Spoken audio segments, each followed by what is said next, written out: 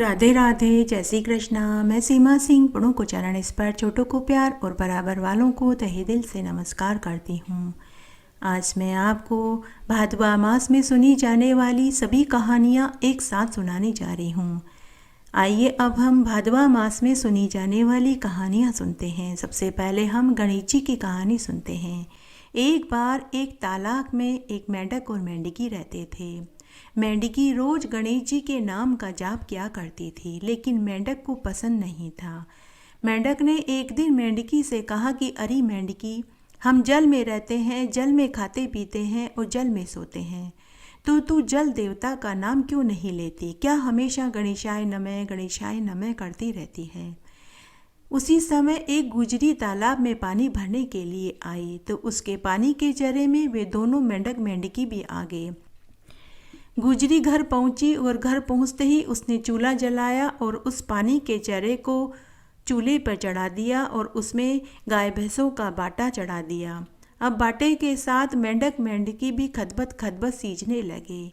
मेंढक को बहुत तेज ताव लगने लगा, लेकिन मेंढकी शांत भाव से बैठी थी। मेंढक ने मेंढकी से कहा कि अरे मेंढकी, मुझे तो बहुत तेज ताव लग रहा है, लेकिन तू तो शांत बैठी है, जैसे तुझे ताव ही नहीं लग रहा। तो मेंढकी बोली कि मुझे तो मेरे गणेश भगवान बचा रहे हैं, मैं तो उनके नाम का जाप कर रही हूँ, इसलिए मुझे ताव नहीं लग रहा है।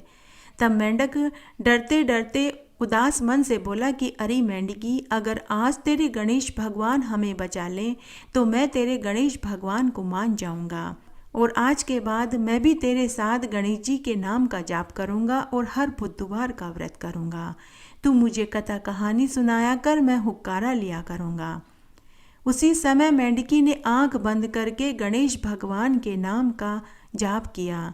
तभी वहां दो सांड लड़ते लड़ते आए और चूल्हे पर चढ़ी हांडी से टकरा गए। हांडी फूट गई और दोनों मेंढक मेंढकी वापस तालाब पर आ गए। उस दिन के बाद मेंढक को भी गणेश भगवान पर अटूट विश्वास हो गया और वे दोनों हर बुधवार का व्रत करने लगे और पूरे समय गणेश जी के नाम की स्तुति करने लगे। जय हो गणेश जी भगवान की जय। उपछठ की कहानी। एक बार बहुत छोटा सा गांव था। उस गांव में एक साहूकार पति पत्नी रहते थे। साहूकारनी को जब रसवाला आती तो चौके में काम करना छोड़ती नहीं थी। रोटी बनाना, परिंदे में पानी भरना, सभी काम वह करती रहती थी। उनके एक पुत्र था। जब वह विवाह लायक हुआ तो एक सुसंस्कृत लड़की से उन्होंने अपने बेटे का विवाह कर दिया। उसके कुछ समय बाद साहूकार पति पत्नी मर गए और अगले जन्म में साहूकार बैल बना और साहूकारनी कुतिया बनी और वे अपने बेटे के घर ही पहुंच गए। बेटा बैल से खूब काम करवाता था। दिन भर खेतों में हल जुतवाता और शाम को कुएं में से पानी निकलवाता था। कुतिया घर की रखवाली करती रहती थी। उन्हें रहते हुए वहां 1 साल हो गया। जब उसके लड़के के पिता का श्राद्ध आया तो श्राद्ध के दिन खूब पकवान बनाए गए। खीर, पूड़ी, हलवा बनाया गया। उसी समय एक चील उड़ती हुई आई और मुंह में मरा हुआ सर्प खीर में डाल गई। यह बात वहां बैठी कुतिया देख रही थी। कुतिया सोचने लगी कि अगर इस खीर को कोई खाएगा तो उसकी मृत्यु हो जाएगी। कुतिया ने जाकर खीर में मुंह डाल दिया। जब लड़के की बहू ने कुतिया को खीर में मुंह डालते हुए देखा तो उसने डंडे से कुतिया को खूब मारा, जिससे उसके पांव की और पीठ की हड्डी टूट गई।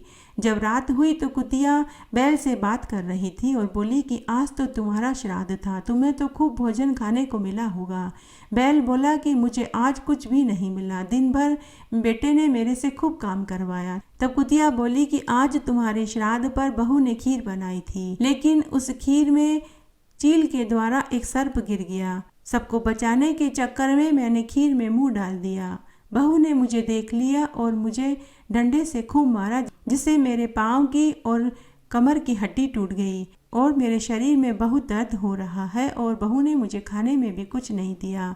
उनकी सारी बातें बेटा बहू सुन रहे थे। दूसरे दिन सुबह बेटा ज्योतिषी के पास गया और उनसे पूछने लगा कि मेरे माता पिता किस योनि में हैं। ज्योतिषी ने कहा कि तुम्हारे यहाँ जो बैल है वह तुम्हारे पिता है और जो कुतिया है वह तुम्हारी माँ है। लड़के ने कहा कि मेरे माता पिता को मुक्ति कैसे मिलेगी। ज्योतिषी ने कहा कि जब कोई कुंवारी लड़की उपछठ का व्रत करे और चंद्रमा को जब वो अर्घ देवे और अर्घ का पानी उनके ऊपर गिरे तभी इनको मुक्ति मिलेगी। ज्योतिषी ने कहा कि तेरी माँ रजस्वाला आने पर भी चौके का पूरा काम करती थी, इसी कारण उनकी यह दशा हुई है। साहूकार के बेटे ने अपनी लड़की से उपछट का व्रत करवाया। अर्घ देते समय अर्घ का पानी जब बैल और कुत्ते के ऊपर गिरा तो उसी क्षण उनकी मुक्ति हो गई। हे उपछट माता, जैसे आपने साहूकार साहूकारनी को मोक्ष दिलवाया वैसे सबको देना, कहानी कहने वाले को, सुनने वाले को और हुक्कारा भरने वाले को। सातुड़ी तीज माता की कहानी सुनेंगे। एक बार एक बहुत छोटा सा गांव था। उस गांव में एक साहूकार दंपति अपने 7 बेटा बहुओं के साथ रहते थे।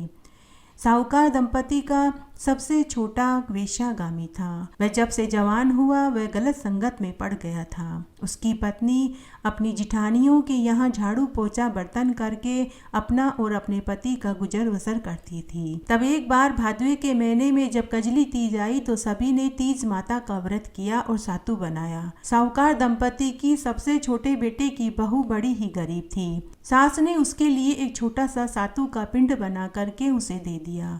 शाम को उसने पूजन किया और वो सातु पासने लगी तो उसी समय उसका पति वेश्या के यहाँ से शराब पीकर के घर आया और घर के बाहर से ही उसने आवाज़ लगाई कि दरवाज़ा खोल। बेचारी पूजा करने बैठी ही थी कि उसे उठना पड़ा और उसने दरवाज़ा खोल दिया। वह थोड़ी सी देर के लिए बैठा और फिर से बोला कि मुझे वेश्या के पास छोड़ कर आ। ऐसा उसने 6 बार किया। वह 7वीं बार फिर आया, फिर यही बोला कि मुझे वेश्या के घर छोड़ कर आ। इस बार उसकी पत्नी उससे कुछ नहीं बोली तो पति ने कहा कि इस बार और छोड़ कर आ, फिर मैं कभी नहीं जाऊंगा। तब उसकी पत्नी उसे वापस छोड़ने के लिए गई। उसे छोड़कर जब वह लौटने लगी तो जोर जोर से बरसात होने लगी।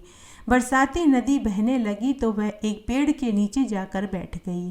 तभी उसे नदी में से एक आवाज़ सुनाई दी, आवतरी जावतरी दोना खोल के पी, पीऊ प्यारी होवे। आवाज़ सुनकर उसने नदी की तरफ देखा तो एक दूध का दोना नदी में तैरता हुआ उसे आता दिखाई दिया। उसने दोना उठाया और 7 बार उसे पी करके दोने के 4 टुकड़े किए और चारों दिशाओं में फेंक दिए। उधर तीज माता की कृपा से उस वेश्या ने अपना सारा धन उसे दे दिया और सदा के लिए वह वहां से चली गई। साहूकार का 7वां बेटा वेश्या से सारा धन लेकर घर आया और उसने अपनी पत्नी को आवाज़ दी कि दरवाज़ा खोल। तो उसकी पत्नी ने कहा कि अभी मैं दरवाज़ा नहीं खोलूँगी। तब उसने कहा कि अब मैं वापस कभी वेश्या के पास नहीं जाऊँगा। अब अपन दोनों मिलकर सातु पासेंगे और तीज माता की पूजा करेंगे और व्रत करेंगे। लेकिन उसकी पत्नी को अपने पति के ऊपर विश्वास नहीं हुआ तो उसने अंदर से ही कहा कि तुम मुझे वचन दो कि फिर कभी तुम वेश्या के पास नहीं जाओगे। पति ने अपनी पत्नी को वचन दिया तो उसने दरवाज़ा खोला और उसने देखा कि उसका पति बहुत सारे गहने और माल लेकर आया है। उसने सारे कीमती गहने अपनी पत्नी को दे दिए और कहा कि ये सब अब से तेरे हैं।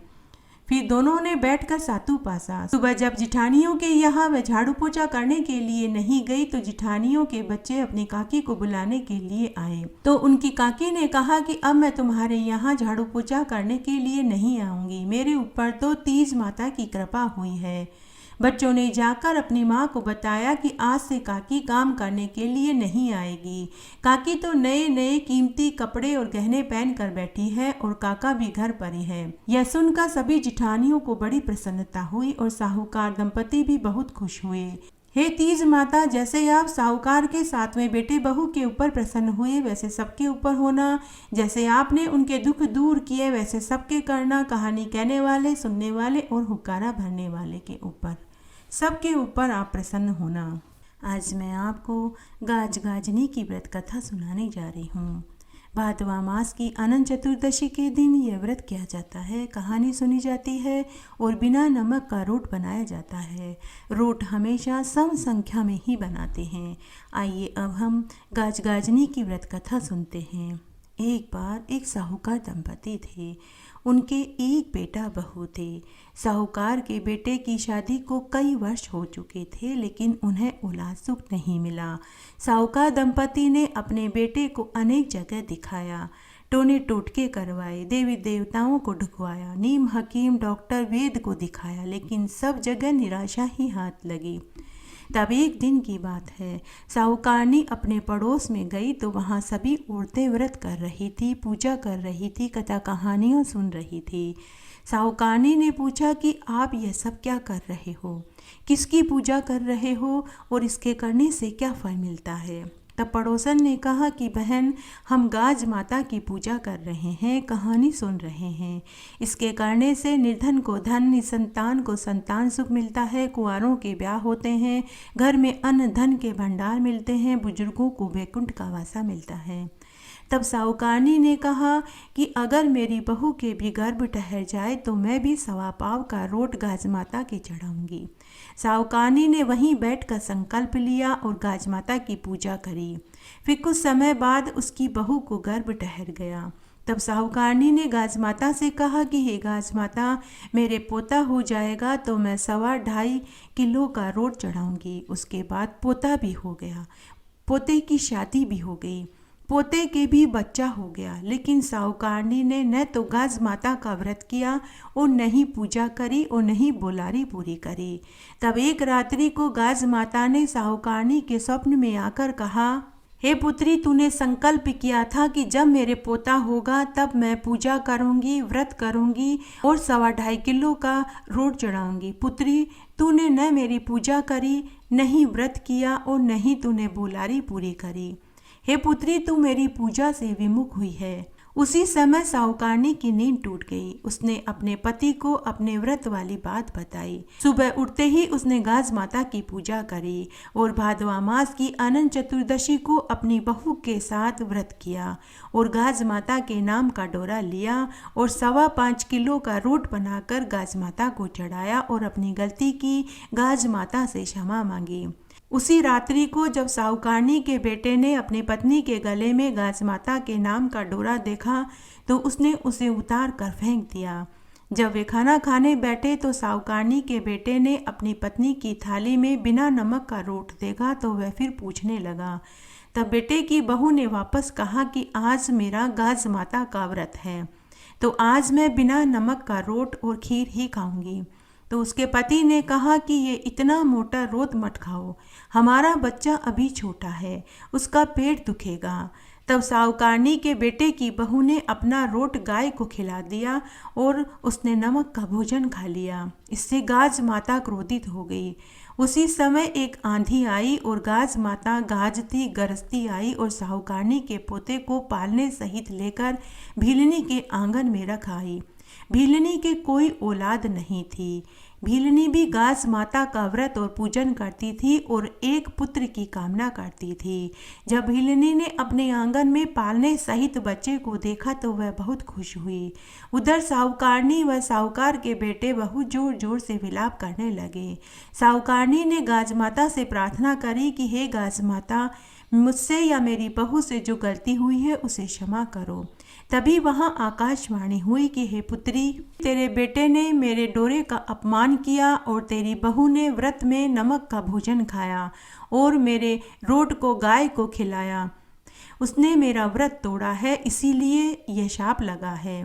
तेरा पोता तेरे ही गांव में एक भीलनी के पास सुरक्षित है, तू जाकर अपने पोते को वापस लिया। तब साहूकार और साहूकारनी गांव में भीलनी के पास गए और अपना पोता मांगने लगे। तो भीलनी ने उन्हें कहा कि यह आपका पोता है तो निशानी बताओ।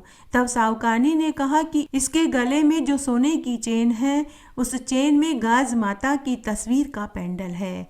वह भीलनी भी गाज माता की परम भक्त थी।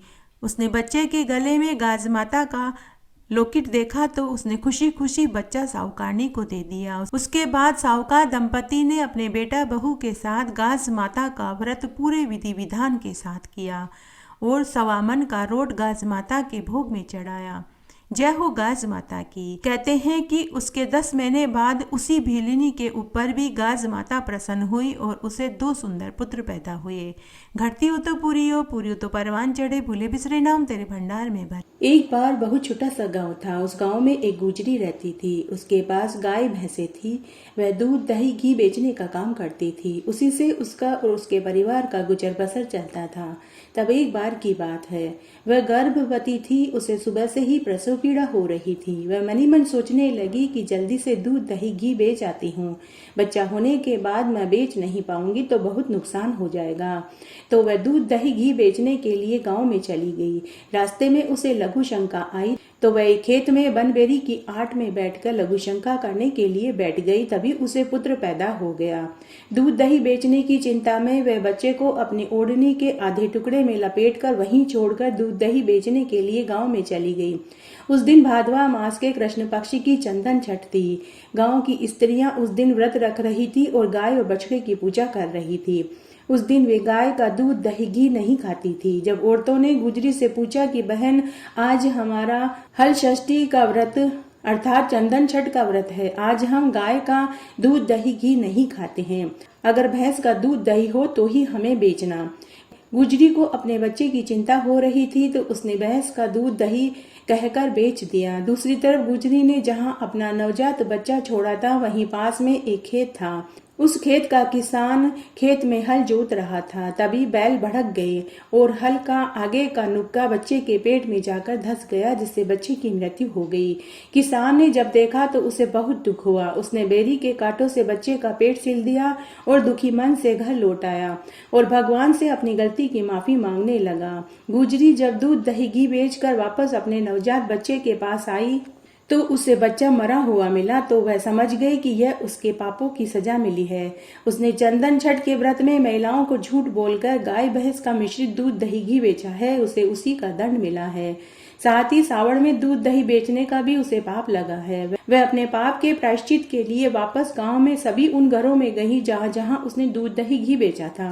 उसने सबको सच बता दिया और अपनी गलती की माफी मांगने लगी और रोते हुए बोली कि मैंने झूठ बोलकर आपको गाय भैंस का मिश्रित दूध दही घी बेच दिया, जिसके कारण मेरा नवजात बच्चा मर गया। तब सभी उसके दुख में दुखी हो गई। सभी ने उसे आशीर्वाद दिया कि तुमने हमारे व्रत को खंडित होने से बचा लिया, भगवान तुम्हारे बच्चे को जरूर जीवन दान देंगे। सभी ने गुजरी को क्षमा कर दिया। उन व्रती महिलाओं के आशीर्वाद से गुजरी के बच्चे को जीवन दान मिल गया। तभी से यह हल षष्ठी व्रत और पूजन किया जाता है। इस दिन बलराम जी का भी जन्म हुआ था। उनका षष्ठ हल और मूसल था, इसलिए उन्हें हलधर भी कहते हैं। इस दिन बैर पताशे और गुलर की टहनी की पूजा की जाती है। पूजा में 7 तरह के धान्य लिए जाते हैं, जैसे गेहूं, बाजरा, चना, मक्का, अरहर, ज्वार, मूंग और मोठ। इस तरह ये मैंने हल षष्ठी व्रत कथा सुनाई। भादुड़ी चौथ की कहानी। एक बार रत्नापुर नाम का एक गांव था। उस गांव में एक विधवा बुढ़िया माई अपने बेटे के साथ रहती थी। उसका बेटा गांव के जमींदारों की गाय चराता था। उसके बदले में उसे जो ग्वाली मिलती थी उसी से उसका और उसके माँ का घर कर चलता था। विधवा बुढ़िया माई हर महीने की चौथ माता का व्रत करती थी और देसी घी के चूरमे के 5 लड्डू बनाती थी। एक लड्डू चौथ माता को चढ़ाती, एक गणेश जी को चढ़ाती, एक हाथ का निकाल कर दान करती थी और एक अपने बेटे को देती और एक प्रसाद के रूप में सोम रात्रि में चंद्रमा को अर्घ्य देकर जब व्रत खोलती थी तो खुद खाती थी। तब एक बार की बात है, भादवा मास की भादुड़ी चौथ का दिन था। बुढ़िया माई का उस दिन व्रत था तो वह चूरमे के लड्डू बना रही थी। उसी समय उसकी पड़ोसन शक्कर उधार मांगने के लिए आई तो उसने बुढ़िया माई को चूरमा बनाते हुए देख लिया। उस पड़ोसन ने बुढ़िया के बेटे को उसकी माँ की चुगली करी और बोली कि बेटा तू तो पूरे दिन मेहनत मजदूरी करता है, सर्दी गर्मी बारिश में गायें चराने जंगल में जाता है, पूरा दिन भूखा प्यासा इधर उधर भटकता रहता है और उधर तेरी माँ घर में चूरमे के लड्डू बना बना कर खाती है। तेरी मेहनत की कमाई को वो उड़ा रही है। बेटा तू विवाह के लिए इस तरह कब पैसे इकट्ठा करेगा, कब तेरा विवाह होगा? इस तरह तो बेटा तू इस जीवन में विवाह भी नहीं कर पाएगा, तू तो कुंवारा ही रह जाएगा। बुढ़िया का बेटा कान का कच्चा था। वह पड़ोसन की सिखाई सीख में आ गया और वह उसी समय भागा भागा घर आया और अपनी माँ से बोला कि माँ तू तो चूरमे के लड्डू बना बना कर खाती है और मुझे ठंडी बासी रोटी खाने को देती है। मुझे तो तू गाय चराने के लिए भेज देती है और खुद लड्डू बनाकर खाती है। मुझे कहती है कि तू चौथ माता के नाम से लड्डू बनाती है। माँ या तो तू चौथ माता का व्रत करना छोड़ दे, नहीं तो मैं घर छोड़कर परदेश कमाने के लिए हमेशा के लिए चला जाऊंगा। तो माँ ने कहा कि बेटा यह व्रत तो मैं तेरी दुआ सलामती के लिए करती हूँ, मैं ये व्रत करना तो नहीं छोड़ सकती। बेटा यह व्रत मैं तेरी सुख सलामती के लिए करती हूँ। बेटा बोला ठीक है माँ, फिर मैं परदेश कमाने के लिए जा रहा हूँ। माँ ने बेटे को बहुत समझाया लेकिन वह बेटा नहीं माना। तब बुढ़िया माई ने कहा कि बेटा अगर तू जा रहा है तो चौथ माता के ये 4 गेहूं के आंखें अपने साथ ले जा। जब भी तेरे ऊपर कोई संकट आए तो चौथ माता का नाम लेकर पूर देना। तेरे सारे संकट दूर हो जाएंगे। लड़के ने माँ से आंखें लिए और वह घर से निकल पड़ा। चलते चलते रास्ते में एक नदी आई। आगे जाने का उसे कोई साधन नहीं मिला। तभी उसे माँ के दिए हुए आंखों की याद आई। उसने जेब में से एक आंखा निकाला और चौथ माता का नाम लेकर आंखा नदी में डाल दिया और बोला कि हे चौथ माता, अगर मेरी माँ मेरी दुआ सलामती के लिए चौथ माता का व्रत करती थी तो नदी में रास्ता कर दो। उसी क्षण नदी दो हिस्सों में बट गई। बुढ़िया का बेटा नदी पार करके आगे चला गया। चलते चलते घना जंगल आया। जब बुढ़िया का बेटा घने जंगल में से जा रहा था तो उसी क्षण एक सर्प बुढ़िया के बेटे को डसने के लिए आ गया। बुढ़िया के बेटे ने झट से दूसरा आंखा जेब में से निकाला और चौथ माता का नाम लेकर सर्प की तरफ उछाल दिया और बोला कि हे चौथ माता, अगर मेरी माँ मेरे लिए चौथ माता का व्रत करती थी तो यह सर्प गायब हो जाए। उसी क्षण वह सर्प गायब हो गया। बुढ़िया के बेटे को बहुत आश्चर्य हुआ। वह मनी मन सोचने लगा कि मेरी माँ सच्ची कहती थी कि वो चौथ माता का व्रत मेरे ही लिए करती थी। फिर पड़ोसन ने मुझे झूठ क्यों कहा? मुझे पड़ोसन की सिखाई बात में नहीं आना चाहिए था। मुझे पड़ोसन की बात को सच नहीं मानना चाहिए था। फिर वह सोचने लगा कि कोई बात नहीं, अब मैं घर से तो निकल ही पड़ा हूँ। खूब सारा धन कमा कर घर जाऊंगा और मेरी माँ को सुख से रखूंगा। फिर ऐसा सोचकर वह आगे चल दिया। आगे जाने पर एक अन्य गांव आया। उस गांव में कुम्हार के आवे में बर्तन पकाने के लिए रोज राजा की आज्ञा से गांव में एक जने की बलि दी जाती थी। बुढ़िया का बेटा आगे चल दिया। बुढ़िया के बेटे को बहुत भूख प्यास सताने लगी तो वह एक झोपड़ी में गया तो वहां एक औरत और एक बच्चा बैठा रो रहा था। बुढ़िया के बेटे ने उस औरत से रोने का कारण पूछा तो वह औरत बोली कि बेटा, कल कुम्हार के यहाँ बर्तन पकाने के आवे में मेरे पुत्र की बलि राजा की आज्ञा से दी जाएगी, इसलिए मैं रो रही हूँ। बेटा, यह मेरा इकलौता पुत्र है जो मेरे जीवन का सहारा है। अगर यह मर गया तो मैं भी जीवित नहीं रह पाऊंगी, मैं भी कुएं में कूद कर आत्महत्या कर लूंगी। तब बुढ़िया का बेटा बोला कि माँ जी, मुझे बहुत भूख लगी है, आप मुझे भोजन खिला दीजिए, कल मैं आपके पुत्र की जगह खुद चला जाऊंगा। तो वह औरत बोली कि बेटा, तुम्हें भोजन तो मैं ऐसे भी खिला दूंगी, तुम क्यों मेरे पुत्र की जगह खुद मरना चाहते हो? तुम भी किसी के पुत्र हो, किसी के भाई होंगे। तो बुढ़िया का बेटा बोला कि माँ जी, एक तरफ तो आप मुझे पुत्र बोलती हो और दूसरी तरफ आपने मुझे पराया कर दिया। माँ जी, आप चिंता मत कीजिए, मुझे कुछ नहीं होगा। उस औरत ने बुढ़िया के बेटे को भोजन खिलाया तो वह बुढ़िया का बेटा रात्रि में वहीं सो गया। दूसरे दिन राजा के नौकर जब उस औरत के पुत्र को लेने आए तो बुढ़िया का बेटा उस औरत के पुत्र की जगह सम चला गया। राजा के नौकरों ने बुढ़िया के बेटे को आवे में बैठाकर आवे में आग लगा दी। बुढ़िया के बेटे ने तीसरा आंखा जेब में से निकाला और वापस चौथ माता का नाम लेकर आवे में डाल दिया। उसी क्षण आवे में आग बुझ गई, साथ ही आवे में रखे बर्तन भी पक गए। 1 महीने में आवे में पकने वाले बर्तन कुछ ही क्षण में पक गए। ये खबर जब राजा के पास पहुंची तो राजा भी खुद आवे के पास देखने के लिए आया। तब राजा ने नौकरों को आदेश दिया कि आवे में से बर्तन निकालो। तभी जब नौकर आवे में से बर्तन निकालने लगे तो वहां से आवाज आई कि अरे भाई, बर्तन धीरे धीरे निकालना। राजा के नौकर आवाज सुनकर डर गए। तब राजा ने पूछा कि तुम कौन हो? भूत प्रेत पिशाच तुम कौन हो, बताओ। तो उसमें से आवाज आई कि मैं तो वही हूँ जिसकी बलि देने के लिए आवे में बैठा गया था। तब राजा की आज्ञा से नौकरों ने उसे आवे में से बाहर निकाला। राजा ने उससे पूछा कि तुम जीवित कैसे बच गए? तो बुढ़िया का बेटा बोला कि हे महाराज, मेरी माँ हर महीने की चौथ का व्रत करती है, मुझे तो चौथ माता ने बचाया है। लेकिन राजा को उसकी बात पर विश्वास नहीं हुआ। तब राजा ने अपने सैनिकों से कहा कि अगर ऐसी बात है तो इसे पेड़ पर हाथ पांव बांधकर उल्टा लटका दो। अगर चौथ माता इसकी रक्षा करती है तो वह जरूर बच जाएगा। उसने आखिरी गेहूं का आंखा अपनी जेब में से निकालकर हाथ में ले लिया। फिर राजा के सैनिकों ने बुढ़िया के बेटे के हाथ पांव रस्सी से बांधकर उसे पेड़ से उल्टा लटका दिया। बुढ़िया के बेटे ने चौथ माता का नाम लेकर आखिरी गेहूं के आंखें को फोड़ दिया और मनी मन बोला कि हे चौथ माता, अगर मेरी माँ पूरी श्रद्धा निष्ठा लगन से आपका व्रत करती है तो आप उसके इस बेटे का संकट हर लो। उसी क्षण बुढ़िया के बेटे के हाथ पांव में से रस्सी खुलकर राजा के हाथ पांव में जाकर लग गई। वहां खड़े सभी लोगों को महान आश्चर्य हुआ। उसके बाद राजा ने भी चौथ माता के चमत्कार को मान लिया। उसके बाद राजा ने अपनी राजकुमारी बेटी का विवाह बुढ़िया के बेटे से कर दिया और उसे खूब सारा धन, सोना, चांदी, रथ, हाथी, घोड़े, ऊंट, दास दासियां, बांदियां देकर विदा कर दिया। जब बुढ़िया का बेटा घर अपने गांव की ओर पहुंचा तो पनघट पर गांव की बहुत सी औरतें पानी भर रही थी। उनमें से एक पनिहारन भागी भागी बुढ़िया के पास गई और बोली कि अरे बुढ़िया माई, तेरा बेटा बहू के साथ खूब सारा धन दौलत लेकर आ रहा है। बुढ़िया ने कहा कि मेरा क्यों मजाक उड़ाती हो। पनिहारिन ने कहा कि बुढ़िया माई, मैं सच कह रही हूँ। बुढ़िया माई ने देखा तो उसे दूर धूल उड़ती हुई दिखाई दी। पास आने पर उसे उसके बेटे बहू आते हुए दिखाई दिए। बुढ़िया ने आरती की थाली सजाई और अपने बेटा बहू की आरती करी और घर में लिया। गाँव की औरतों ने मंगल गीत गाए। बुढ़िया ने पूरे गांव में लड्डू बंटवाए। बुढ़िया के बेटे ने अपनी माँ के चरण पकड़ लिए और बोला कि माँ, यह सब कुछ तेरे चौथ माता के व्रत के प्रताप से हुआ है। तब राजा ने पूरी नगरी में ये डिंडोरा पिटवा दिया कि सभी को हर महीने की चौथ का व्रत करना चाहिए। अगर हर महीने की चौथ का व्रत न हो सके तो साल की 4 बड़ी चौथ का व्रत करना चाहिए। इसके करने से निपुत्रों को पुत्र, कुंवारों को मनपसंद जीवन साथी, सुहागनों का सुहागन रहता है और बुजुर्गों को बैकुंठ का वासा मिलता है। जय हो चौथ माता की, जय हो विनायक जी महाराज की। एक बार बहुत छोटा सा गांव था। उस गांव में एक साहूकार दंपति अपने बेटा बहू के साथ रहते थे। बेटा और साहूकार दोनों कमाते नहीं थे क्योंकि उनके बड़े बुजुर्ग बहुत सारा धन दौलत छोड़कर गए थे। इतना धन छोड़ कर गए थे कि 7 पीढ़ी बैठ कर खाए तब भी धन खत्म नहीं हो। जब साहूकार के बेटे का विवाह हुआ और बहू जब ससुराल में आई तो उसने देखा कि न तो उसके ससुर कमाते हैं, न ही उसका पति कमाता है। घर में सब बुजुर्गों के कमाए हुए धन को ही खर्च कर रहे हैं। तो वह समझ गई कि यह जमा किया हुआ धन एक न एक दिन जरूर खत्म हो जाएगा। मुझे ही इन्हें कुछ सीख देनी पड़ेगी, परंतु मैं कैसे दूं? फिर उसने एक उपाय सोच लिया। जब बहू घर का और रसोई का कचरा बाहर डालने के लिए जाती और पड़ोसने उससे पूछती कि आज बहू तुमने खाने में क्या कहा है, तो वह कहती कि ठंडी बासी रोटी खाई है।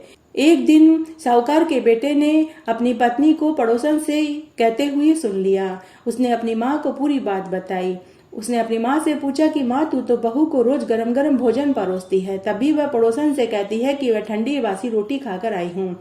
तब उसकी माँ बोली कि बेटे, मैं तो 4 थालियों में गरम गरम भोजन परोसती हूँ। यदि तुझे विश्वास नहीं है तो तू अपनी आंखों से देख ले। दूसरे दिन बेटे ने तबीयत खराब होने का बहाना बनाया और चादर ओढ़ कर लेट गया। उसने देखा कि बहू ने गरम गरम खीर खांड का भोजन किया। थोड़ी देर के बाद बहू रसोई का और घर का सारा कचरा फेंकने के लिए जब घर के बाहर गई और पड़ोसनों ने उससे फिर पूछा तो बहू, आज तुमने भोजन में क्या खाया? तो फिर से उसने वही जवाब दिया कि मैंने ठंडी बासी रोटी खाई है। पीछे चुपचाप उसका पति उसकी बात सुनने के लिए खड़ा था। उसने जब अपनी पत्नी की यह बात सुनी तो उसे बहुत क्रोध आया।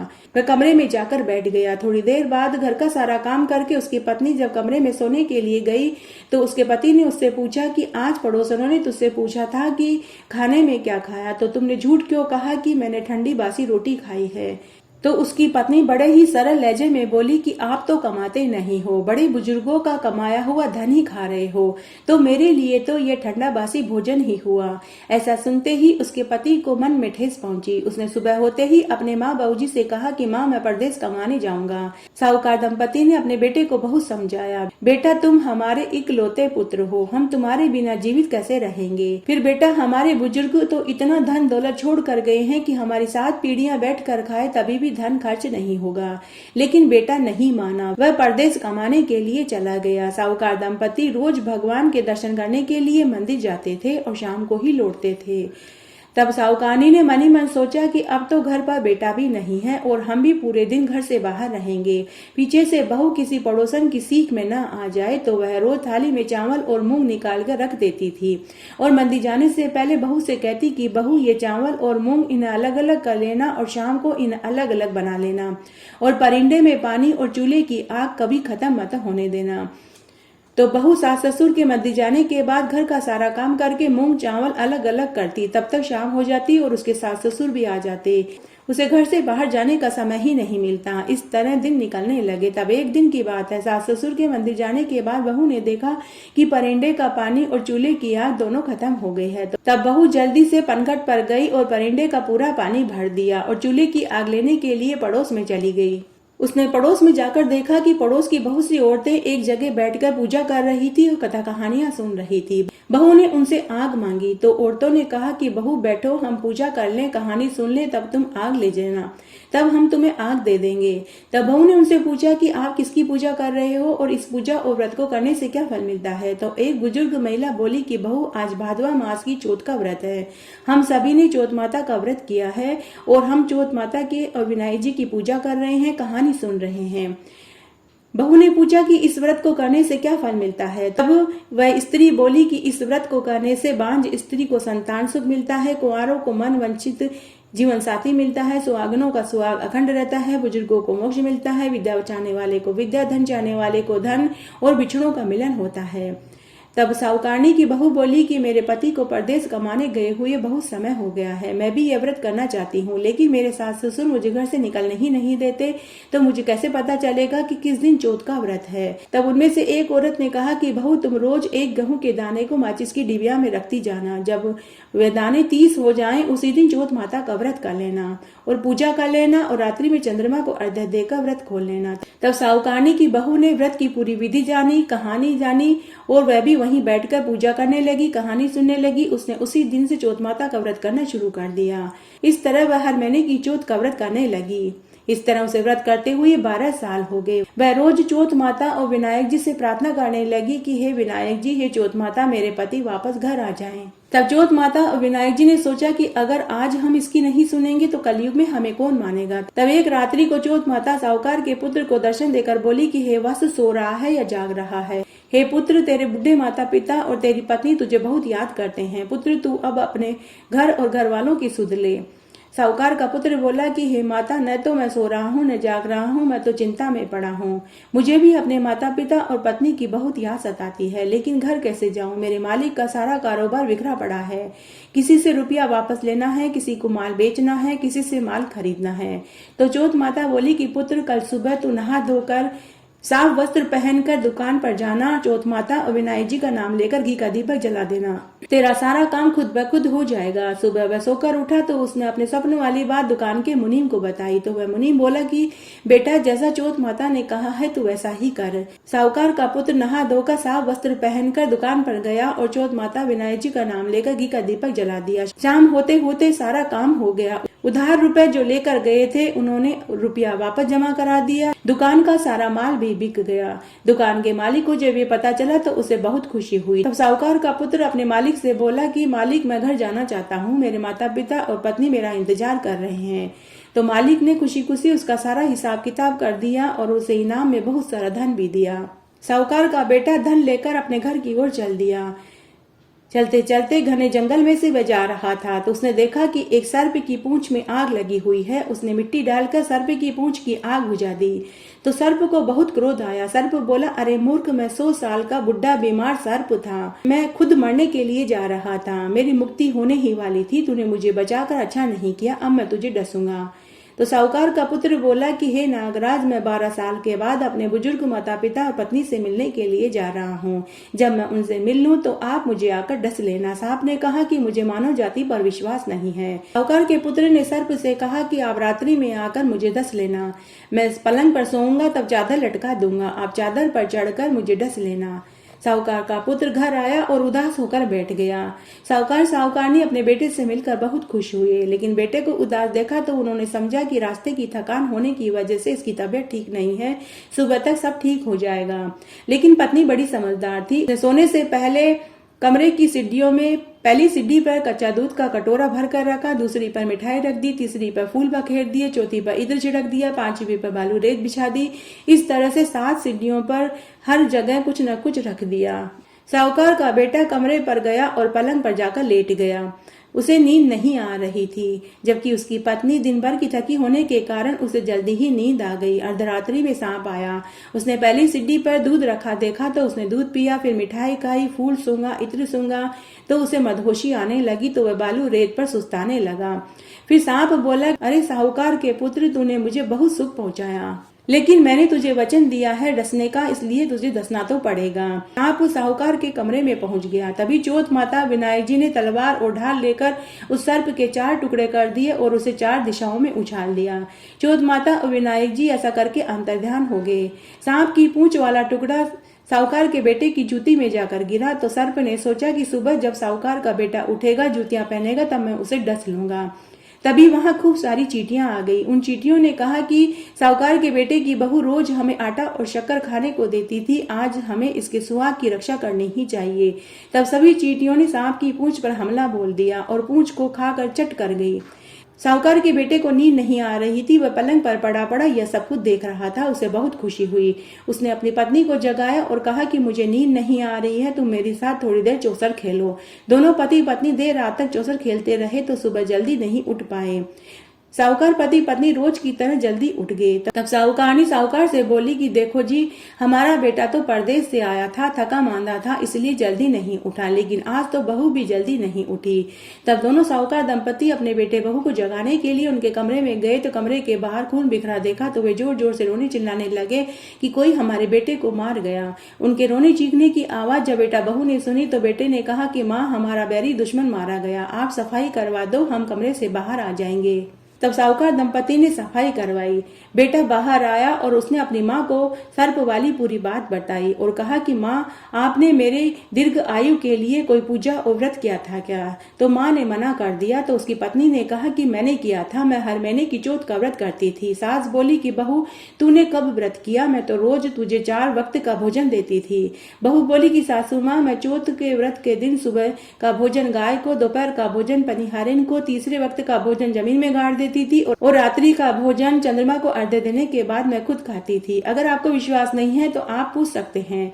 तब गाय से पूछा गया तो उसके मुंह से फेफ और पलाश के फूल झड़ने लगे। पनिहारिन से पूछा तो उसने कहा कि हाँ साहूकारनी जी, आपकी बहू महीने में एक बार मुझे भोजन खिलाती थी। जमीन को खोद कर देखा गया तो उसमें रोटियां सोने के सिक्कों में बदली हुई मिली। यह देखकर साहूकारनी बहू के चरण पकड़ लेती है और बोली कि बहू, आज तेरे इस व्रत की वजह से मेरा बेटा जीवित है। तो बहू बोली, सासू माँ, उल्टी गंगा नहीं बहती, आप चौथ माता के पांव पकड़ो, मैं आपके पांव पकड़ूंगी। उसके बाद दोनों सासू बहू हर महीने की चौथ का व्रत करने लगी।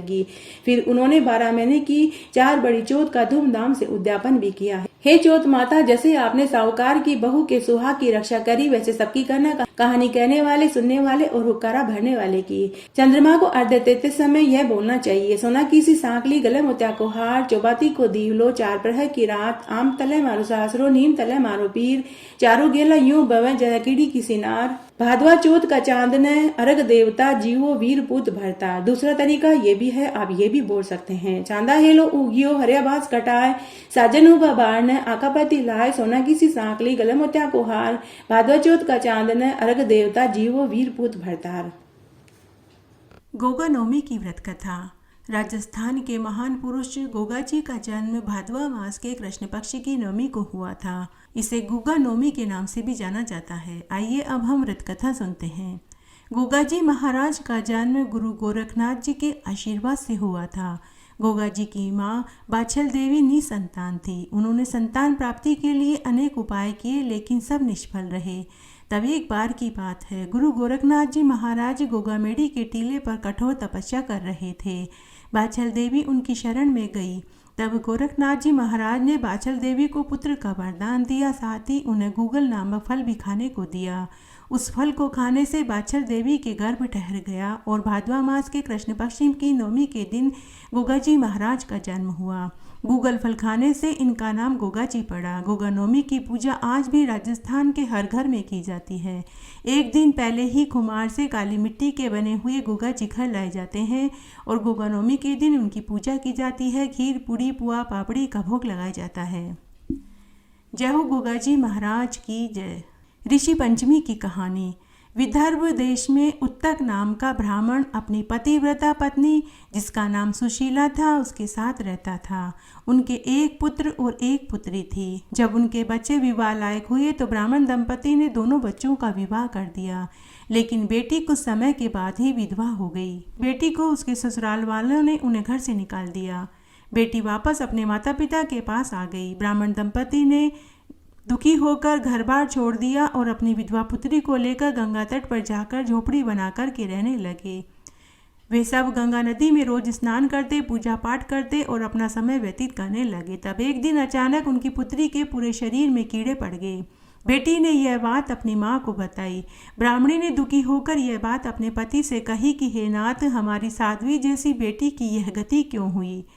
तब उत्तक ब्राह्मण ने अन्न जल त्याग कर समाधि लगाई और ये जान लिया कि पूर्व जन्म में उनकी कन्या रजस्वाला आने पर भी रसोई और चौके का काम करती थी, इसीलिए उसे यह पाप दोष लगा है।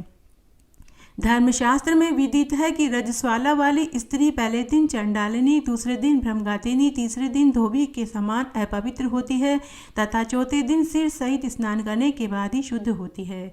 तब पिता की आज्ञा से उनकी पुत्री ने ऋषि पंचमी का व्रत पूरे विधि विधान से किया। उस व्रत के प्रभाव से वह सभी दुखों से छूट गई और अगले जन्म में अटल सौभाग्य दीर्घायु पुत्रों की मां बनकर समस्त सुखों को पाई। अयोध्या के राजा नहुष थे और उनकी पत्नी चंद्रमुखी अत्यंत ही सुंदर पतिव्रता नारी थी।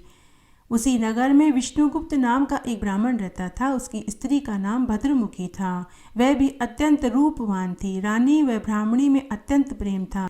वे दोनों सहेलियां थी। एक दिन ब्राह्मणी और रानी दोनों सरयू नदी के तट पर टहल रही थी तो उन्होंने देखा कि कुछ औरतें मंडप बनाकर शिव और पार्वती जी का पूजन कर रही थी।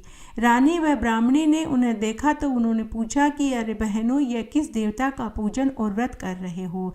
यह सुनकर उन स्त्रियों ने कहा कि हम संतान सप्तमी का व्रत कर रहे हैं। यह सुनकर रानी और ब्राह्मणी ने भी व्रत करने के लिए मन में संकल्प लिया और वे घर लौट आई। ब्राह्मणी भद्रमुखी यह व्रत नियम पूर्वक करती रही किंतु रानी चंद्रमुखी इस व्रत को करना भूल गई। कुछ समय के बाद उन दोनों की मृत्यु हो गई। दूसरे जन्म में रानी बंदरिया बनी तो ब्राह्मणी मुर्गी की योनि में पैदा हुई। ब्राह्मणी मुर्गी की योनि में भी कुछ नहीं भूली। वह भगवान शिव और माता पार्वती जी की स्तुति करती रही। पर रानी को बंदरिया की योनि में भी कुछ याद नहीं रहा। कुछ समय बाद उन दोनों ने वापस देह त्याग दी। तीसरा जन्म उनका मनुष्य की योनि में हुआ। ब्राह्मणी सहेली ने एक ब्राह्मण के यहाँ जन्म लिया तो रानी फिर से राजा की रानी बनी। ब्राह्मण कन्या का नाम भूषण देवी था। विवाह योग्य होने पर उसका विवाह अग्निभोज नामक ब्राह्मण से कर दिया गया। भूषण देवी अत्यंत सुशील स्वभाव वाली थी। इस जन्म में भी उसे सभी याद रहा। उसे 8 पुत्र हुए। वह इस जन्म में भी संतान सप्तमी का व्रत करती रही और महादेव जी और माता पार्वती जी का पूजन करती रही। उधर शिव जी की पूजा से विमुख निसंतान रानी दुख पा रही थी क्योंकि उसे इस जन्म में भी कुछ याद नहीं था। रानी और ब्राह्मणी इस जन्म में भी पूर्व जन्म की तरह ही पक्की सहेलियां थी। रानी जब वृद्धावस्था को प्राप्त हुई तब उसे एक गूंगा, बहरा, बुद्धिहीन, अल्प आयु पुत्र पैदा हुआ और वह 9 वर्ष की आयु में ही मृत्यु को प्राप्त हो गया। रानी पुत्र शोक में दुखी होकर व्याकुल होने लगी। जब ब्राह्मण सहेली को पता चला कि उसकी सखी रानी के पुत्र की मृत्यु हो गई है तो वह पुत्र शोक प्रकट करने के लिए अपने सभी 8 पुत्रों को लेकर रानी के पास महल में गई। रानी ब्राह्मणी के वैभव और 8 पुत्रों को देखकर मन में ईर्ष्या करने लगी। उस ब्राह्मणी ने रानी का दुख दूर करने के लिए अपने 8 पुत्र रानी के पास ही महल में छोड़ दिए। रानी ने पापवश उन ब्राह्मण पुत्रों को लड्डू में जहर मिला करके खिला दिया, लेकिन भगवान शिव की कृपा से ब्राह्मणी का एक भी पुत्र नहीं मरा। तब एक दिन ब्राह्मणी अपने पुत्रों को लेने के लिए महल में पहुंची। तब रानी ने ब्राह्मणी से कहा कि सखी, मैंने तेरे पुत्रों को मारने के लिए लड्डू में जहर मिला करके खिलाया परंतु तेरे एक भी पुत्र की मृत्यु नहीं हुई। तूने ऐसा कौन सा दान पुण्य व्रत किया है जिसके कारण तेरा एक भी पुत्र नहीं मरा और तू नित्य सुख भोग रही है? इसका भेद मुझे निष्कपट होकर कह, मैं तेरी बड़ी ऋणी रहूंगी। रानी के ऐसे करुण वचन सुनकर ब्राह्मणी ने रानी को 3 जन्मों का हाल सुनाया।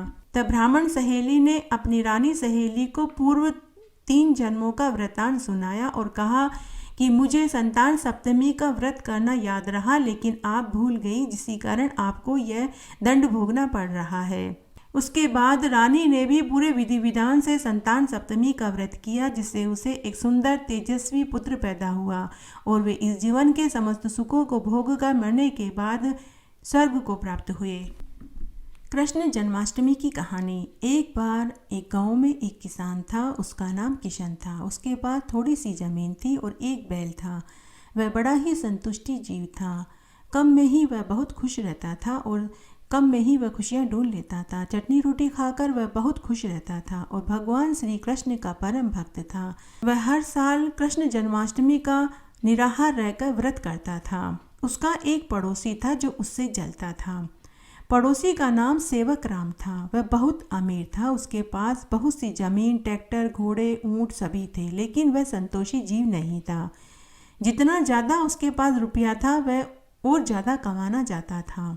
उसका पड़ोसी किशन की खुशियों से जलता था। किशन अकेले में अपने बैल से बातें किया करता था। एक बार उसके पड़ोसी ने सोचा कि इस किशन की खुशी का राज उसका बैल है, क्यों न मैं उसका बैल ही खरीद लूं। तब एक दिन पड़ोसी किशन के पास गया और बोला कि मैं तुम्हारा बैल खरीदना चाहता हूँ। तब किशन ने कहा कि मैं बैल बेचना नहीं चाहता। इस बात से पड़ोसी नाराज हो गया और एक रात्रि को अपने नौकरों को भेजकर उसकी फसल जलवा दी। किशन बहुत दुखी हो गया। कई दिन तक भोजन नहीं किया।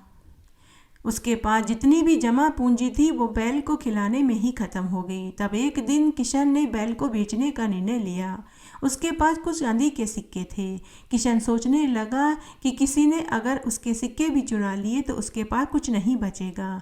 तब किशन ने उन सिक्कों को एक पोटली में बांधा और बैल के गले में उस पोटली को बांध दिया और वह हाट में बैल को बेचने के लिए निकल पड़ा। जब वह जंगल के रास्ते से बैल बेचने के लिए जा रहा था तो कुछ लुटेरे जंगल में घूम रहे थे। उन्होंने देखा कि बैल के चलने पर एक एक चांदी का सिक्का गिर रहा है। किशन को इस बात का मालूम नहीं था। लुटेरों ने सोचा कि यह चांदी का सिक्का देने वाला बैल है। लुटेरों ने किशन से पूछा कि अरे भाई, क्या तुम यह बैल अपना बेचोगे? किशन ने कहा कि हाँ, मैं तो इस बैल को बेचने के लिए हाट में ही ले जा रहा था। तब लुटेरों ने उस बैल को 500 चांदी के सिक्के देकर खरीद लिया। किशन बहुत खुश हुआ। उस दिन जन्माष्टमी थी, उसका व्रत था। उसने खूब सारी गायें खरीदी क्योंकि वह भगवान श्री कृष्ण का भक्त था और गायें कृष्ण भगवान को अति प्रिय होती है। उसके बाद किशन ने दूध, दही, घी बेचने का कारोबार किया। दिन दूनी रात चौगनी व तरक्की करने लगा। कुछ ही समय के बाद उसके बाद नया घर, गाड़ी, नौकर चाकर सभी हो गए। उसे सभी खुशियां नसीब हुई। उसके बाद उसने एक सुसंस्कृत लड़की से विवाह कर लिया। बाद में उसे 2 सुंदर पुत्र हुए। वह बहुत सुखी जीवन व्यतीत करने लगा, लेकिन उसका पड़ोसी आज भी उससे जलता था। कहते हैं न, जाको राखे साईं, मार सके न कोई। जिसके ऊपर भगवान श्री कृष्ण के आशीर्वाद का हाथ हो, धरती, आकाश, पाताल में कोई भी उसका बाल भी बांका नहीं कर सकता। जय हो कृष्ण कन्हैया लाल की जय। अनंत चतुर्दशी की कहानी। प्राचीन काल में सुमंत नाम का एक ब्राह्मण था। उसकी पत्नी का नाम दीक्षा था और उसकी लड़की का नाम सुशीला था। सुशीला जब थोड़ी बड़ी हुई तो उसकी माँ दीक्षा का देहांत हो गया। ब्राह्मण ने कर्कशा नाम की एक दूसरी महिला से विवाह कर लिया। सुशीला जब विवाह लायक हुई तो ब्राह्मण ने अपनी पुत्री सुशीला का विवाह कौंडिन्य ऋषि से कर दिया। शादी में सौतेली माँ ने अपने दामाद को ईंट और पत्थर का टुकड़ा पोटली में बांधकर दक्षिणा में दे दिया। कौंडिन्य ऋषि ने इसे अपना अपमान समझा तो वे अपनी स्त्री को लेकर अपने आश्रम की ओर चल पड़े। तब रास्ते में सुशीला ने देखा कि कुछ स्त्रियां नदी तट पर पूजा कर रही थी। सुशीला ने उन स्त्रियों से पूछा कि आप ये क्या कर रहे हो और इसके करने से क्या फल मिलता है। तब एक स्त्री बोली कि हम अनंत चतुर्दशी का व्रत कर रहे हैं, हम उसी का पूजन कर रहे हैं और 14 गांठ वाला सूत का डोरा हाथ में बांध रहे हैं। तब सुशीला ने भी वहीं बैठकर पूजा करी, व्रत का संकल्प लिया और पूजा का डोरा हाथ में बांध लिया और वापस कौंडिन्य ऋषि के पास आ गई। कौंडिन्य ऋषि ने पूछा कि तुम्हारे हाथ में ये डोरा किस चीज़ का बंधा हुआ है। तो सुशीला ने पूरी बात बताई। तब कौंडिन्य ऋषि ने सुशीला का हाथ का डोरा तोड़कर फेंक दिया। इधर भगवान अनंत देव रुष्ट हो गए और उन्होंने ऋषि को शाप दे दिया, जिसके कारण ऋषि को बहुत दुख झेलने पड़े। उनकी सारी संपत्ति खत्म हो गई और वे दरिद्रता के दुख देखने पड़ गए। ऋषि ने इसका कारण अपनी पत्नी से पूछा तो सुशीला बोली कि आपने अनंत चतुर्दशी के दिन आनंददेव भगवान का अपमान किया, जिसका दंड हमें मिल रहा है। तब कौंडिन्य ऋषि अनंत भगवान की खोज में आश्रम से निकल पड़े। भटकते भटकते भूख और प्यास से बेहाल होकर एक दिन जमीन पर गिर पड़े। तब अनंत देव भगवान प्रकट हुए और वे बोले कि अरे ऋषि, तुमने मेरा अपमान किया, जिसकी तुम्हें ये सजा मिली है। अब तुमने पश्चाताप किया है तो मैं तुमसे प्रसन्न हूँ। अब तुम घर जाकर विधि विधान से अनंत चतुर्दशी का व्रत करो। 14 वर्ष तक व्रत करने से तुम्हारे सभी दुख दूर हो जाएंगे और इस जीवन के समस्त सुखों को भोग कर तुम्हें वैकुंठ का वास मिलेगा। श्री कृष्ण भगवान की आज्ञा से युधिष्ठिर ने भी अनंतदेव भगवान का व्रत किया था। उस व्रत के प्रभाव से महाभारत के युद्ध में उनकी विजय हुई थी और चिरकाल तक राज्य सुख उन्होंने भोगा था। बचबारस की कहानी। एक बार एक बहुत छोटा सा गांव था। उस गांव में एक राजा अपनी रानी और 2 बेटियों के साथ रहता था। राजा की बड़ी बेटी बहुत सुंदर थी, लेकिन वह ईर्ष्यालु स्वभाव की थी, जबकि छोटी बेटी सांवले रंग की थी, लेकिन बड़ी ही धार्मिक प्रवृत्ति की थी। जब वे दोनों विवाह लायक हुई तो उन्हें देखने के लिए सुवर्ण नामक नगर का राजकुमार देवदानी आया। राजा को दोनों बहनें ही पसंद आ गई, तो राजा ने देवदानी राजकुमार के साथ अपनी दोनों बेटियों का विवाह कर दिया। राजा ने अपने दोनों बेटियों को खूब सारा दान दहेज, नौकर चाकर, हाथी घोड़े ऊंट सभी दिए, परंतु फिर भी राजा रानी ने अपनी दोनों बेटियों से पूछा कि तुम्हें और कुछ भी सामान चाहिए तो बताओ, मैं तुम्हें देने के लिए तैयार हूँ। तब राजा की छोटी बेटी बोली कि पिताजी, आप मुझे मेरा गाय और बछड़ा दे दीजिए, क्योंकि छोटी बेटी गाय और बछड़े से बहुत लगाव रखती थी।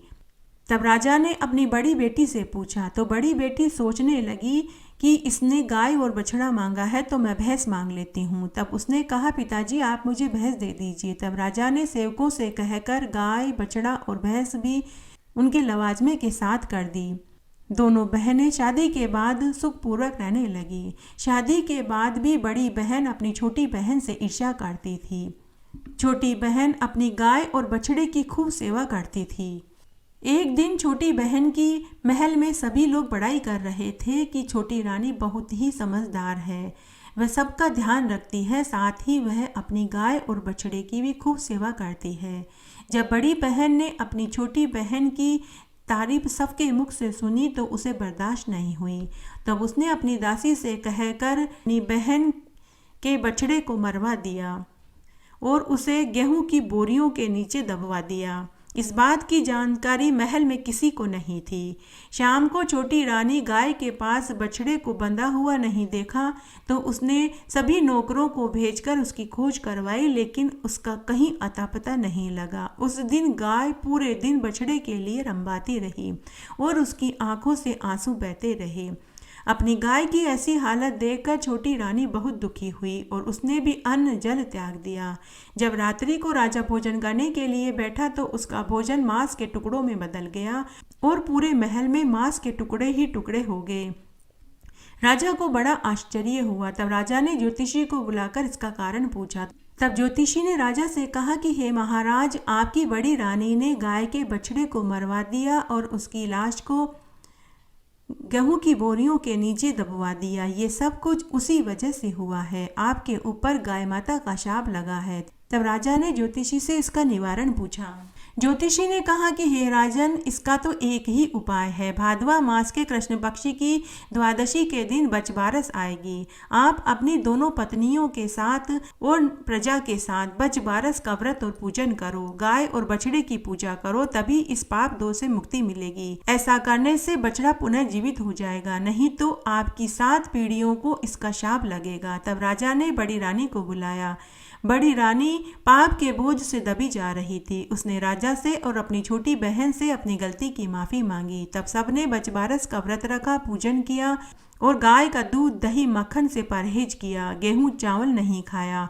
इस दिन कटी हुई चीज़ें नहीं खाते। इस दिन अंकुरित अनाज जैसे चना, मोठ, मूंग, मटर ही खाते हैं। भोजन में बेसन, मक्का, बाजरा, ज्वार का भोजन करते हैं। उद्यापन में 12 सुहागिनों को भोजन कराते हैं। तेजा दशमी की कहानी। भादवा मास के शुक्ल पक्ष की दशमी को तेजा दशमी का त्यौहार मनाया जाता है और उस दिन व्रत रखा जाता है और पूजा की जाती है। आइए अब हम तेजा दशमी की कहानी सुनते हैं। एक बार एक गांव में एक जाट परिवार रहता था। मुखिया का नाम ताहर जी व उनकी पत्नी का नाम राम कंवरी था। उनकी छठी संतान का नाम तेजा था। वह बचपन से ही कोई काम धाम नहीं करते थे। बचपन में ही उनका विवाह पुष्कर के एक गांव में पनेर के रायमल जी की पुत्री पैमल के साथ हो गया था। जब तेजा जाट का विवाह हुआ तो वे बहुत छोटे थे। युवा अवस्था आने पर भी तेजा घर बाहर खेत खलियान का काम नहीं करते थे। उनके 5 बड़े भाई खेतों खलियानों में मेहनत मजदूरी किया करते थे, जबकि तेजा घर पर ही आराम करते थे। घर में जब भी रोटी बनती तो सबसे पहले तेजा ही खाते थे। तो एक दिन भाभीियों ने ताना मारा कि घर के बड़े भाई काम करते हैं, वो भी पहले रोटी नहीं खाते हैं, और तुम कोई काम धंधा भी नहीं करते हो, निकम्मे हो और रोज़ गरम गरम रोटियां तोड़ते हो। जब भाभीियों ने तेजा को ताना मारा तो तेजा की माँ को भी यह बर्दाश्त नहीं हुआ। उस दिन तेजा की माँ ने अपना सारा गुस्सा तेजा के ऊपर उतार दिया और उसे डांट डपट कर खेतों में काम करने के लिए भेज दिया। उस दिन तेजा भूखा प्यासा खेत पर ही चला गया। पहले कभी उसने काम किया नहीं था तो उन्हें उस दिन बहुत तकलीफ हुई। जब भाभी खेत पर रोटी लेकर आई तो तेजा ने भाभी से गरम रोटी मांगी तो भाभीियों ने फिर से ताना मारा कि अगर गरम रोटी खानी है तो अपनी पत्नी को लिवा लाओ, कितने बरसों से वह मायके में ही पड़ी है। तब तेजा घर आकर अपनी माँ से बोला कि माँ, मेरा विवाह कब और किसके साथ हुआ। माँ ने पूरी बात बताई तो उसी दिन तेजा अपने ससुराल अपनी पत्नी को लिवाने के लिए घोड़ी पर बैठकर चल दिया। पहले के ज़माने में एक स्थान से दूसरे स्थान पर जाना होता था तो या तो पैदल यात्रा करते थे या फिर ऊँट गाड़ी, बैलगाड़ी या घोड़ों पर जाया करते थे। तब तेजा अपने ससुराल घोड़ी से पहुंचा। उस समय उनकी सास गाय का दूध दूह रही थी। घोड़े की टापों की आवाज़ से गाय चमक गई और उसने तेजा की सास को लात मार दी और दूध ढुला दिया। तेजा की सास ने गाली दी कि कौन है तुझे काला नाग ढसलेवे।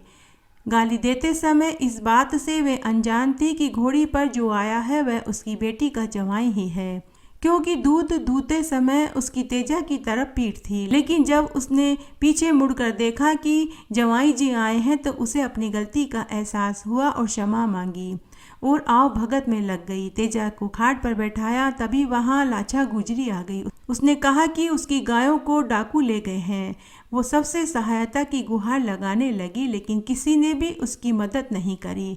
तब तेजा, जो हष्ट पुष्ट तंदुरुस्त था, जवान था, सुंदर, ताकतवर था, उसने गुजरी से कहा कि मैं तुम्हारी गाय डाकुओं से छुड़ा कर लाऊंगा। उनके ससुराल वालों ने अपनी जवाई को बहुत मना किया, लेकिन वो नहीं माने। तभी वहाँ एक काला नाग आया और उसने तेजा से कहा कि मैं तुझे डसूंगा। तब तेजा ने काले नाग से कहा कि मैं डाकुओं से गुजरी की गायों को छुड़ा लूँ, फिर तुम मुझे डस लेना। फिर तेजा ने डाकुओं को युद्ध के लिए ललकारा कि या तो गायें वापस करो या मेरे साथ युद्ध करो। तब तेजा ने युद्ध में डाकुओं को मार गिराया और गुजरी की गायें छुड़ा ली। उसे गुजरी को सौंप दी और वापस नागराज के पास आए और नागराज से तेजा बोला, हे नागराज, अब आप मुझे डस लीजिए। नागराज ने कहा कि अरे तेजा, तेरा पूरा शरीर छलनी है, कहाँ डसूं। तब तेजा ने कहा कि हे नागराज, आप मेरी जीभ व हाथ की हथेली पर डस लीजिए। तब तेजा ने अपना भाला जमीन में गाड़ दिया। नाग भाले पर चढ़ा और तेजा की जीभ पर डस लिया। नागराज ने डसने से पहले तेजा से कहा कि तेरी सास ने तुझे शाप दिया था कि तुझे काला नाग डसे, इसीलिए मुझे तुझे डसना पड़ रहा है। जब तेजा के ससुराल वालों को पता चला तो वे सभी वहां आए। तेजा की पत्नी पेमल नागराज से बोली कि हे नागराज, आपने मेरे पति को डसकर मुझे विधवा कर दिया, अब आप मुझे भी डस लीजिए, मैं भी जी कर क्या करूंगी। तब नागराज ने कहा कि हे माता, तुम्हारे पति का बलिदान व्यर्थ नहीं जाएगा। आज के दिन तेजाजी महाराज का मेला भरा करेगा। जगह जगह पर तेजाजी के स्थान पर मेले भरेंगे और जिनको सर्प ने काटा हो और जो तेजाजी का नाम लेगा या तेजाजी की धानक पर आकर अपना मत्था टेकेगा, उसका जहर उतर जाएगा। जो भी भादवा शुक्ल दशमी के दिन तेजाजी की डसियां बंधवाएगा, खोलेगा, उन्हें कभी सर्प का भय नहीं सताएगा। ऐसा कहकर नागराज अंतर्ध्यान हो गए। उस दिन तेजा की पत्नी पेमल अपने पति के साथ ही सती हो गई। इसीलिए आज भी तेजा दशमी का त्योहार धूमधाम से मनाया जाता है और जगह जगह मेले भरे जाते हैं। जय हो तेजाजी महाराज की जय। बचबारस की कहानी। भादवे के महीने में जब बचबारस आई तो इंद्र की इंद्राणियाँ पूजा करने के लिए धरती पर आई तो उनको कामधेनु के वंश की एक गाय दिखाई दी। गाय की पूजा वे करने लगी। आगे से पूजा करती तो गाय सींग से मारती, पीछे से पूजा करती तो वो लात और पूंछ से मारती। तब इंद्र की इंद्राणियां गाय माता से बोली कि हे गाय माता, हम तो तुम्हारी पूजा कर रहे हैं और तुम हमें मारती हो। तब गाय माता बोली कि मुझ अकेली की क्या पूजा करती हो, अगर पूजा ही करनी है तो बछड़े सहित मेरी पूजा करो। तब इंद्र की इंद्राणियों ने दर्भ का बच्चा बनाया और गाय के पास बैठाकर अमृत के छींटे दिए। गाय के पास आते ही बछड़ा जीवित हो गया और गाय का दूध पीने लगा। तब इंद्र की इंद्राणियों ने गाय और बछड़े दोनों की पूजा करी। फिर गाय माता बछड़े को लेकर अपने मालकिन के घर संध्या के समय चली गई। गाय के साथ बछड़ा देखकर मालकिन ने उससे कहा कि मैं तुझे घर में नहीं घुसने दूंगी, तू अपने लिए बच्चा लेकर आई, मेरे लिए बच्चा क्यों नहीं लाई। गाय माता ने कहा कि मालकिन, अगली बार बछबारस में मैं आपके लिए भी बच्चा लेकर आऊंगी। इस तरह साल भर बीत गया। साल भर बाद फिर से भादवे के महीने में बछबारस आई। फिर से इंद्र की इंद्राणियां पूजा करने के लिए धरती पर आई तो वही गाय और बछड़े की वे पूजा करने लगी। लेकिन फिर से गाय आगे से पूजा करने पर सींग से मारती और पीछे से पूजा करने पर पूंछ और लात से मारती। इंद्राणियों ने कहा कि अरे गाय माता, पिछले साल ही तो तुम्हें बच्चा दिया है, अब तुम्हें क्या चाहिए। गाय माता ने कहा कि मेरी मालकिन को बच्चा नहीं है, इसलिए मेरी मालकिन को भी बच्चा दो। अगर आपने मेरी मालकिन को बच्चा नहीं दिया तो मुझे घर में नहीं आने देगी। तब इंद्र की इंद्राणियों ने पुनः दर्भ का बच्चा बनाया, दर्भ का पालना बनाया, पालने को गाय के सींगों से बांध दिया और उस पे अमृत का छींटा दिया तो बच्चा जीवित हो गया। फिर से इंद्राणियों ने गाय और बछड़े की पूजा करी। पूजा करने के बाद इंद्राणियां वापस अपने इंद्रलोक में चली गई। गाय माता बच्चे को लेकर घर आई तो गांव की औरतों ने सेठानी से जाकर कहा कि सेठानी सेठानी, तेरी गाय तेरे लिए बच्चा लेकर आई है। सेठानी ने गाय को गाजे बाजे के साथ सामने लिया। गाय माता ने सेठानी को बच्चा लाकर दिया। हे गाय माता, जैसे आपने सेठानी की सुनी वैसे सबकी सुनना, कहानी कहने वाले की, सुनने वाले की और हुक्कारा भरने वाले की। सभी माताओं को दीर्घायु पुत्र का सुख प्रदान करना। गाज माता की कहानी। गाज माता का व्रत भादवा शुक्ल द्वितीया को किया जाता है। आइए अब हम गाज माता की व्रत की कहानी सुनते हैं। एक बार बहुत छोटा सा गांव था। उस गांव में एक राजा रानी थे। राजा रानी बड़े ही प्रतापी, दानी, दयालु, राजा रानी बड़े ही धार्मिक प्रवृत्ति के थे। वे सभी तरह के व्रत उपवास किया करते थे। वे अपनी प्रजा का पालन अपने पुत्र के समान ही करते थे। लेकिन शादी के कई वर्ष बीत जाने के बाद भी उन्हें संतान सुख प्राप्त नहीं हुआ।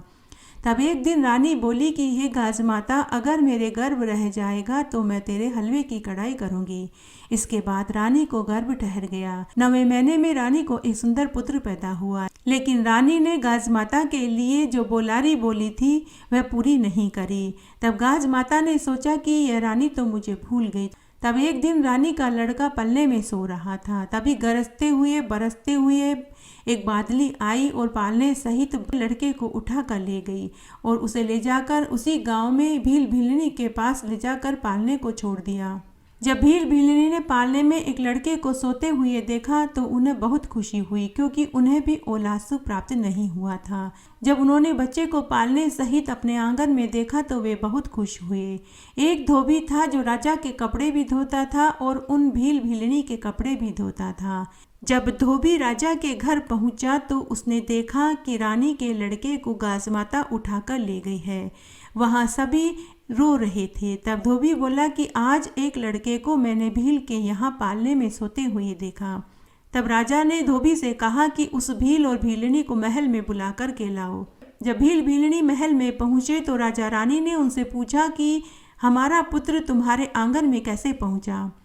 तब भील भीलनी बोले कि हम तो गाज माता के भक्त हैं, हर साल गाज माता का व्रत करते हैं, गाज माता ने ही हमें ये बेटा दिया है। तब राजा और रानी को याद आया कि हमने गाज माता के हलवे की कढ़ाई बोली थी वह पूरी नहीं करी, इसीलिए हमारा बेटा इनके पास चला गया। तब रानी बोली कि हे गाज माता, मेरा बेटा मुझे वापस लौटा दो। मैंने जो बोलारी बोली थी उससे दुगनी कढ़ाई करूंगी। हे गाज माता, मैं आपके व्रत का धूमधाम से उज्जमन करूंगी। तब गाज माता ने उनका लड़का उन्हें वापस लौटा दिया।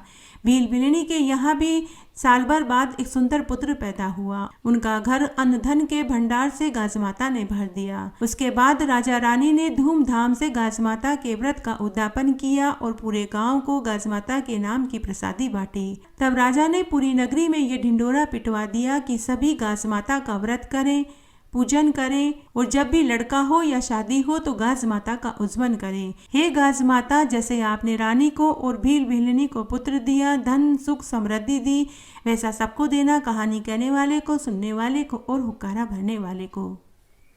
गढ़ती हो तो पूरी हो तो परवान चढ़े, भूले बिसरे नाम तेरे भंडार में भरे। इस तरह आज मैंने आपको भादवा मास में सुनी जाने वाली सभी प्रमुख कहानियाँ सुनाई। आशा करती हूँ आपको ये वीडियो जरूर पसंद आएगा।